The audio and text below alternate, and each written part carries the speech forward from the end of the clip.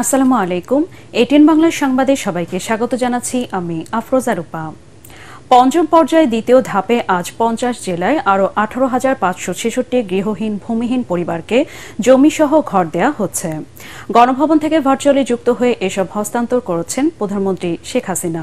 Video কনফারেন্সে প্রধানমন্ত্রী লালমনিরহাট জেলার কালীগঞ্জ, কক্সবাজার জেলার ঈদগাঁও ও ভোলা জেলার চরফ্যাশনে সরাসরি সংযুক্ত হয়েছেন। এর মাধ্যমে 26টি জেলার সকল উপজেলা সহ 70টি উপজেলা ভূমিহীন গৃহহীন মুক্ত হতে যাচ্ছে।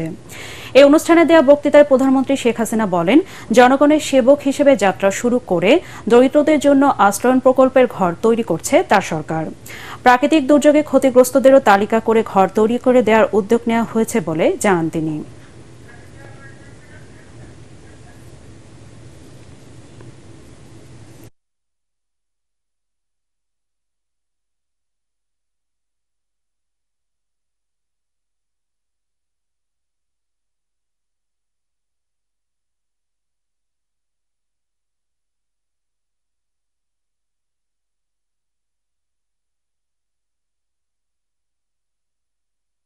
প্রথমে এই জনপ্রতিনিধি এবং রাজনীতিবিদদের সহায়তায় ভূমিহীনদের একটি নির্ভুল ডেটাবেস তৈরি করে পর্যায়ক্রমে তাদের পুনর্বাসন কার্যক্রম গ্রহণ করা হয়।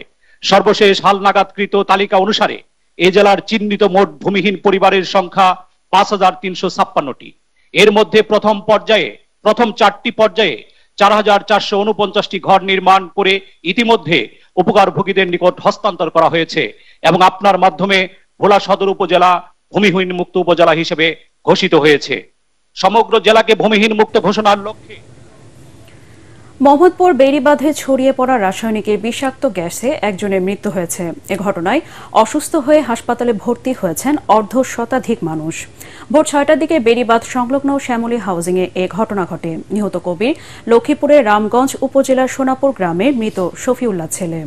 তিনি আদাবর এলাকায় তার মামাতো ভাইয়ের বাসায় থাকতেন। স্থানীয়রা জানান, বেড়িবাঁধ মেইন রোডের পাশে একটি ভাঙাড়ি দোকানে পুরনো সিলিন্ডার কাটতে গিয়ে বিষাক্ত গ্যাস ছড়িয়ে পড়ে।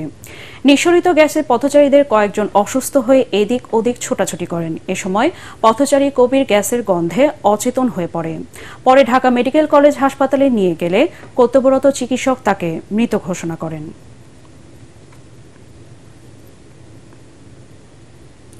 খুলনা বিভাগে এবার কোরবানির পশুর চাহিদা 11 লাখেরও বেশি। ঈদ উল আজহার আর মাত্র কয়েকদিন বাকি থাকায় পশুর যত্ন আর বেচাকেনা নিয়ে তুমুল ব্যস্ত খামারি ও গৃহস্থরা। লাইভ ওয়েটে দরদাম হওয়ায় কোরবানি পশুর দাম কিছুটা বেশি। খুলনা থেকে SM হাবিবের রিপোর্ট জানাচ্ছেন আশিকুর রহমান। খুলনার ছোট বড় সব খামারি এখন ব্যতিব্যস্ত। রাত দিন কাজ চলছে, পশুদেরও যত্ন আত্মি বেড়েছে।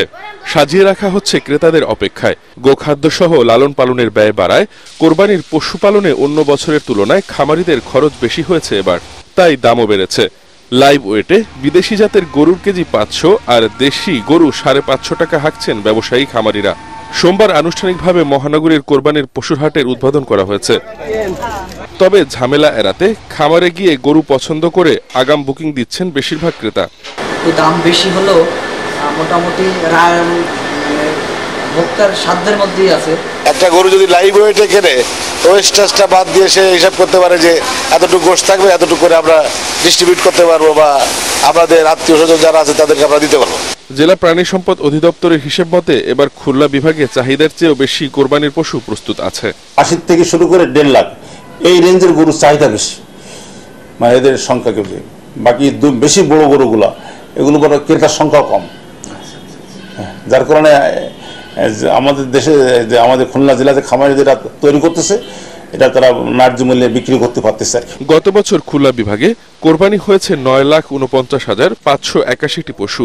এবছর বিভাগের 10 জেলায় কোরবানির পশুর চাহিদা রয়েছে 11,06,532টি। এদিকে সীমান্তবর্তী দক্ষিণাঞ্চলের জেলাগুলো থেকে কোরবানির পশুর চামড়া প্রতিবেশী দেশে পাচার রোধে সড়কে নজরদারির পাশাপাশি নানা ধরনের সতর্কতা নেওয়া হয়েছে। আবহাওয়া ঠিক থাকলে ঈদের দিনই মহানগরীর কোরবানির পশুর বজ্র পরিষ্কারের কথা জানিয়েছে সিটি কর্পোরেশন।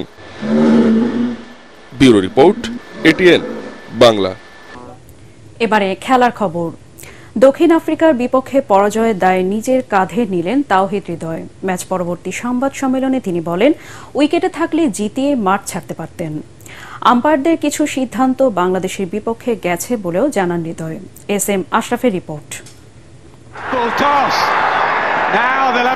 114 রানের লক্ষ্যটাও বাংলাদেশ ছুঁতে পারল না। যাদের উপর বেশি ভরসা করে দল, সে শান্ত আবারও ব্যর্থ, ফিরলেন 14তে। লিটন আউট 9 রানে। আর সাকিব আল হাসান ব্যাটিং পজিশনে উপরে এসেও প্যাভিলিয়নের পথ ধরেন নিজের 3 রানে। তবু সতীর্থদের দোষ না দিয়ে হৃদয় বললেন, তার কারণেই ম্যাচ হেরেছে দল। ম্যাচ হেরে গিয়েছি আমার আউটে। আমি যদি ওখানে খেলাটা ফিনিশ করতাম তাহলে ম্যাচটা হারতাম না। তারা তো অনেক আগেই আউট হয়ে গেছে, আমি তো লাস্ট পর্যন্ত ছিলাম ওখানে। তো আমার কাছে যেটা মনে হয়েছে যে যদি আজকের খেলাটা আমি পারতাম জিতাইতে, তো আমি আউট হয়ে গিয়েছি, পারিনি। That's it.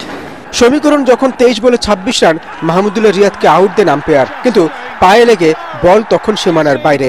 সিদ্ধান্ত পরিবর্তন হলেও ওই 4 রান আর গণনা করা হয়নি। শেষ পর্যন্ত টাইগারদের পরাজয়ের ব্যবধানটাও তাই থাকলো। ওই সময় ওই 4টা রান অনেক ইম্পর্টেন্ট ছিল আমাদের জন্য, এবং আমি মনে করি যে আম্পায়ার কল দিয়েছে, আম্পায়ার কল দিতেই পারে, ওরাও মানুষ ভুল হতেই পারে, কিন্তু আমাদের আরও 2-1টা ওয়াইড ছিল যেগুলো ওয়াইড দেয়নি। তো এরকম ভেন্যুতে খেলা যেখানে রান হচ্ছে, লো স্কোরিং ম্যাচ, সেই জায়গায় 1-2টা রান অনেক বড় ফ্যাক্ট। তো আমার কাছে মনে হয় যে ওই 4টা রান বা 2টা ওয়াইড খুব ক্লোজ কল ছিল। ইভেন আমার আউটটা আম্পায়ার্স কল ছিল। তো আমার কাছে মনে হয়েছে যে এই জায়গাগুলা মানে ইমপ্রুভ করার জায়গা আছে অনেক, এবং আইসিসি যেটা নিয়ম করেছে এটা তো আমাদের হাত নাই। বাংলাদেশের ব্যাটিং এবং বোলিং এর যে শক্তি, তাতে শুধু সুপার 8-এ নয়, সেমিফাইনাল এবং ফাইনাল খেলার যোগ্যতাও টাইগারদের রয়েছে বলে মনে করেন 2 ম্যাচই দলের সর্বোচ্চ রান সংগ্রহকারী। এস.এম. আশরাফ, এটিএন বাংলা। দর্শক, পরবর্তী সংবাদ দেখার আমন্ত্রণ জানিয়ে এখনকার মতো শেষ করছি।